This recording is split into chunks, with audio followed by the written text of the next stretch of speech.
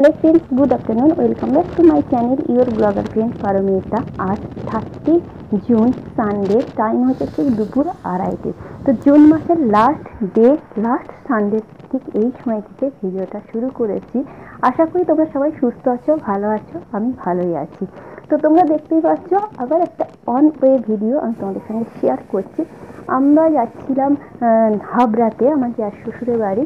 জেঠুর বয়স হয়েছে, শরীরটা ভালো না, জেঠিরও শরীর ভালো না, তা বারবার করে যাওয়ার জন্য বলেন। তো আমরাও ভাবি যে যাব কিন্তু যাওয়া হয় না, বিভিন্ন কারণে সময় হয়ে ওঠে না।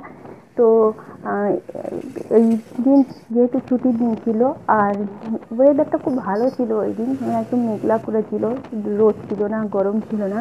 তো দিদিভাই জামাইবাবু ঠিক করেছিলেন যাবে জেঠুকে দেখতে। তাই আমার হাজব্যান্ডকে বললো যে চলো ঘুরে আসি। তো হাজব্যান্ডেরও ইচ্ছা ছিল যাওয়ার। আর নেক্সট ডে ছিল মন্ডে, ভোর 4টের মধ্যে ওকে অফিসে যেতে হতো। তো যেহেতু অত ভোরে মানে আর্লি মর্নিং তো বাড়ির থেকে যাওয়া সম্ভব নয়, সেই জন্য আগের দিন রাত্রেই ওকে চলে যেতে হবে। তখন জামাইবাবু ঠিক করলেন যে তাহলে তাড়াতাড়ি 1টা-1:30টার মধ্যে খাওয়া দাওয়া করে বেরিয়ে যাব, আবার ঘুরে সন্ধ্যার আগেই চলে আসবো, তাহলে তারপরে ও চলে যেতে পারবে। তো সেই রকমই ঠিকঠাক করে আমরা বেরিয়ে পড়েছিলাম। কিন্তু ঘর থেকে বেরিয়ে সঙ্গে সঙ্গে ক্যামেরাটা অন করা হয়। বাড়ির থেকে বেরিয়ে এক জায়গায় আমরা সবাই চাঁপাডালির ওখানে মিট করি। তারপরে আমার হাজব্যান্ডেরও একটু কাজ ছিল, সেটা মিটিয়ে নেয়। ফাইনালি আমরা 2:30টার সময় গাড়ি ছাড়ি। তো আমার হাজব্যান্ড আর আমি গেছিলাম স্কুটিতে, আর দিদিভাই জামাইবাবু বাইকে। তো দেখো আমাদের পিছনে দিদিভাইদের বাইক আছে, দিদিভাই আর জামাইবাবু। তো সত্যি খুব ভালো লাগছিল, কারণ ওয়েদারটা ভালো ছিল, সানডে, রাস্তাও ফাঁকা ছিল, কোনো অসুবিধা হয়নি। 1/2 ঘন্টা 40 মিনিটের মধ্যে আমরা পৌঁছে গেছি। তোমরা তো ভাবতে পারো যে আমরা নিজেরা গেছি, বাচ্চাদের নিয়ে যাইনি। তার কারণ যেহেতু ওই যে স্কুটি বা বাইকে গেছি, তো বাচ্চাদের নিয়ে 4জন এতটা রাস্তা যাওয়া পসিবল না।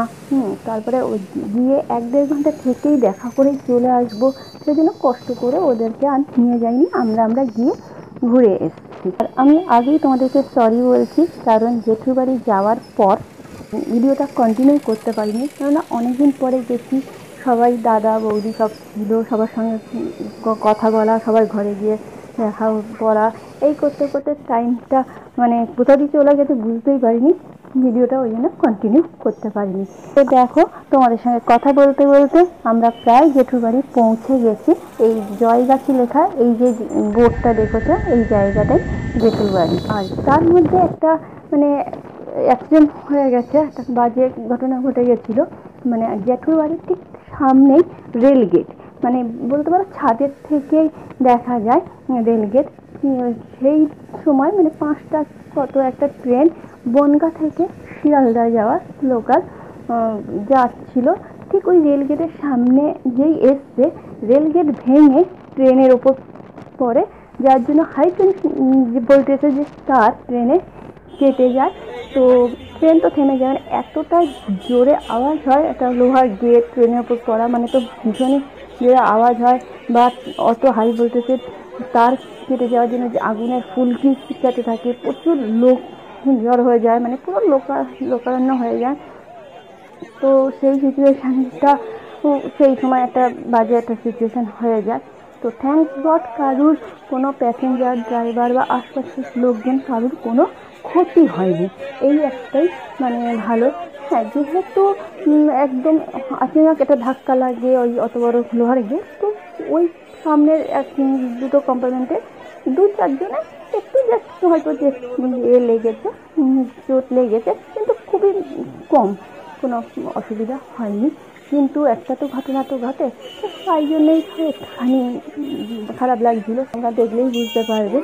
তো এই হলো ব্যাপার। কিন্তু শুরু করেছিলাম ভিডিওটা মানে যাওয়াটা দিয়ে, ভালো কিছু দিয়ে, মাঝে একটু খারাপ ঘটনা ঘটে গেল, তাই ভাবলাম যে এই খারাপ ঘটনা দিয়ে তো আর শেষ করতে ভালো লাগে না, তাই একটু ভালো কিছু দিয়ে শেষ করি। তো সেই জন্য লাস্টে তোমাদের সঙ্গে একটা ভালো জিনিস শেয়ার করছি। এটা আমার মনে হয় সবারই ভালো লাগবে, আর যারা পশু পাখি পছন্দ করো তাদের তো খুবই ভালো লাগবে। তো আজকে এই ছোট্ট ভিডিওটা তোমাদের কেমন লাগলো অবশ্যই কমেন্ট বক্সে জানিও। যদি ভালো লাগে লাইক শেয়ার করো, আর যারা এখন আমার চ্যানেলে নতুন তারা আমার চ্যানেলটা সাবস্ক্রাইব করে পাশে রাখা বেল বাটনটা প্রেস করে দিও। আজকের মতো টাটা, বাই বাই।